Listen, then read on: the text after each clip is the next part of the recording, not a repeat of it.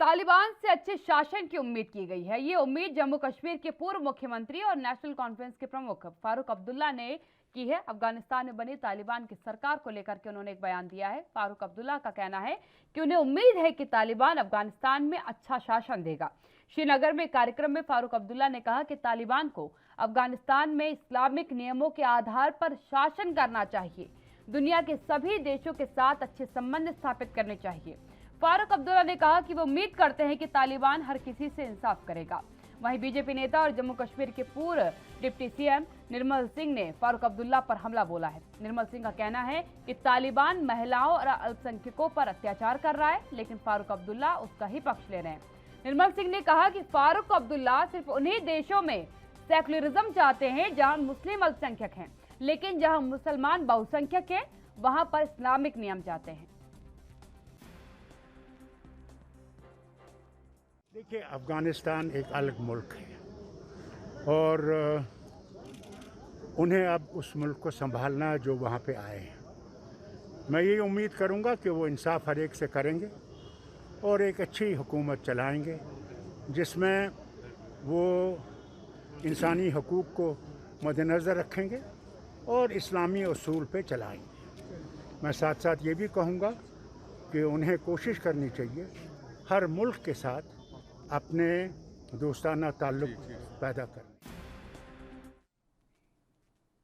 दिलीप यशवर्धन राजनीतिक विश्लेषज्ञ मेरे साथ इस कॉल पर जुड़ चुके हैं। दिलीप जी, क्या कहेंगे? जिस तरीके से फारूक अब्दुल्ला का बयान सामने आया, उन्होंने कहा कि तालिबान से वो एक अच्छे शासन की उम्मीद अफगानिस्तान में करते हैं, लेकिन हालिया तस्वीरें जो अफगानिस्तान से आ रही हैं, क्योंकि मंत्रिमंडल में महिलाओं को बराबर का स्थान देने की बात तालिबान कह रहा था, जिन 33 मंत्रियों का नाम सामने आया उसमें कोई महिला नहीं थी। कल अफगानिस्तान से तस्वीरें सामने आई जब महिलाएं विरोध कर रही थी, नारेबाजी कर रही थी, प्रदर्शन कर रही थी, वहां पर तालिबान की गोलियां चलाई जा रही थी। किस प्रकार के अच्छे शासन की उम्मीद अभी फारूक अब्दुल्ला साहब को है? काव्या, अच्छे शासन की उम्मीद हम नहीं कर सकते हैं तालिबान से, क्योंकि तालिबान का जो ओरिजिनेशन हुआ था वो इन्हीं बातों को लेकर के हुआ था कि जो करप्शन है उसको खत्म करने के लिए तालिबान ने एक संगठन के रूप में काम करना शुरू किया था।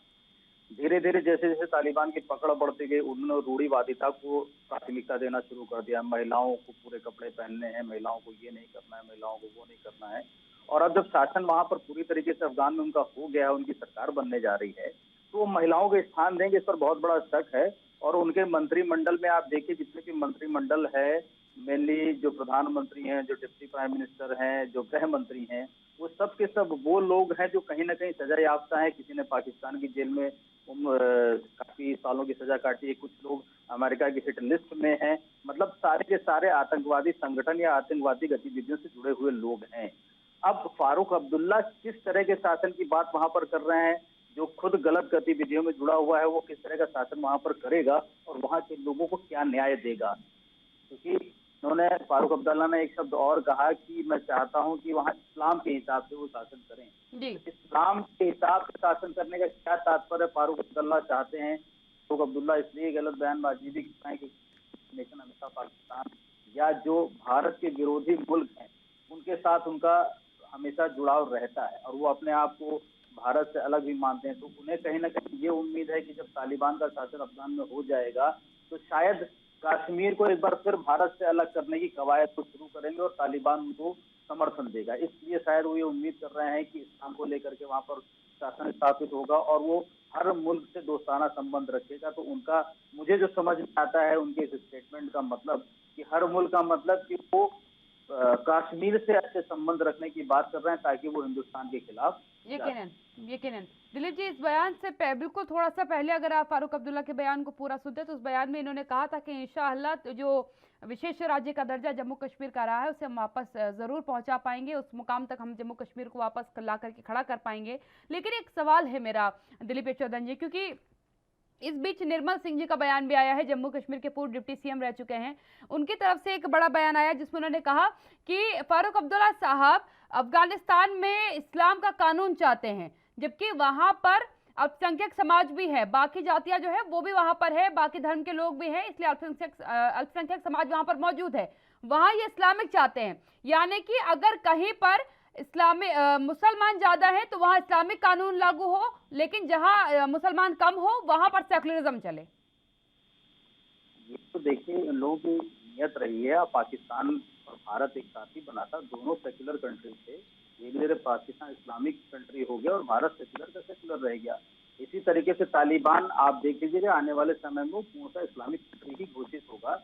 ये उन लोगों का नेचर है, उन्हें बाकी किसी जातियों से कोई मतलब नहीं है।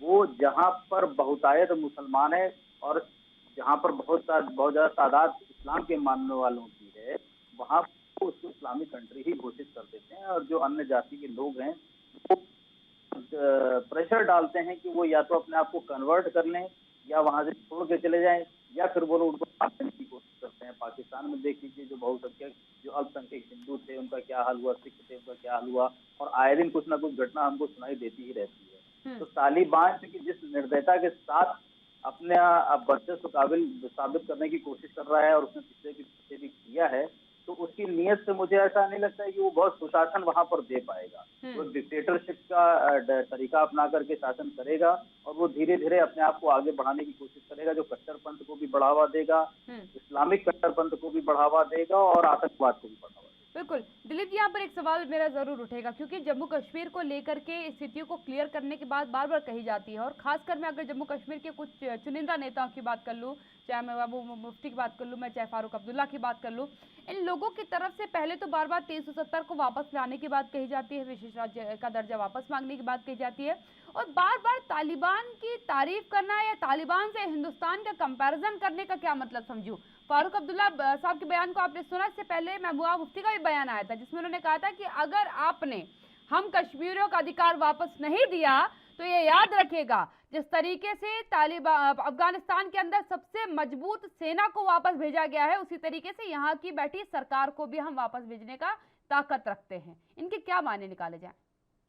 देखिए सर, सीधा सा मायना ताज़ा ये है कि वो कश्मीर के लोगों का भला नहीं चाहते हैं। सच ये है कि जब तक आर्टिकल 370 लागू था, एक स्पेशल स्टेट का दर्जा कश्मीर को मिला हुआ था, तो बहुत सारी ऐसी फंडिंग और बहुत सारे ऐसे बेनिफिट थे जो वहाँ के राजघराने को ही फायदा पहुंचाते थे। जो फारूक अब्दुल्ला, महबूबा मुफ्ती, ये लोग जो हैं, इनको उन चीजों का बहुत ज्यादा फायदा मिलता था, चाहे वो पैसों को लेकर के हो, चाहे वो शासन को लेकर के हो, चाहे वो वर्चस्व को लेकर के हो, चाहे वो मोनोपोली के रूप में हो। आर्टिकल 370 खत्म करने की सारी चीजें एकदम से धराशायी हो गई। वो पैसे का बेनिफिट रुक गया, वो पॉलिटिकल माइलेज खत्म हो गई, वो जो एक मोनोपोली थी वहां पर वो खत्म हो गई, एक जो उनका शासन अपनी मर्जी से चला करता था वो खत्म हो गया। अब वो भारत का हिस्सा हो गया, भारत का संविधान वहां पर लागू हो गया। भारत में जैसे स्टेट बाकी चलते हैं वैसे ही कश्मीर भी चलेगा। जितनी फंडिंग बाकी स्टेट के वेलफेयर के लिए होती है उतनी ही फंडिंग अब कश्मीर को भी होगी।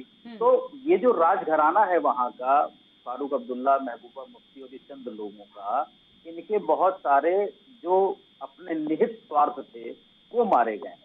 तो उस निहित स्वार्थ को तो ये उजागर नहीं कर सकते, इसलिए कहते हैं कि कश्मीर के लोगों का। बल्कि आप देखिए कश्मीर का जो आम आदमी है, जो व्यापारी है, जो अपने रोज की दिनचर्या करके अपने पैसे कमा के अपने परिवार को पाल रहा है, वहां पर कोई भी ऑब्जेक्शन के शब्द, एक भी आवाज सुनाई नहीं दे रही है, बल्कि लोग खुश है। वहां पर कोई दंगा नहीं हो रहा है। अभी वहाँ जन्माष्टमी भी मनाई गई, 15 अगस्त का लाल चौक पे झंडा भी फहराया गया, भारत का तिरंगा वहां से लहराया, और आम आदमी वहां का कोई दुखी नहीं है। आम आदमी बल्कि खुश है, क्योंकि वहां पर डेवलपमेंट हो रहा है, रोजगार के अवसर बढ़ रहे हैं। जब टूरिज्म बढ़ेगा तो लोग वहां जाना शुरू करेंगे। जब जो लोग जाना शुरू करेंगे तो डल झील की जो रौनक थी, जो कश्मीर की वादियों में रौनक हुआ करती थी, वो रौनक फिर वापस आएगी। जो रौनक वापस आएगी तो वहाँ के लोकल आदमी को तो फायदा होगा, लेकिन महबूबा मुफ्ती और अब्दुल्ला साहब को फायदा नहीं होगा।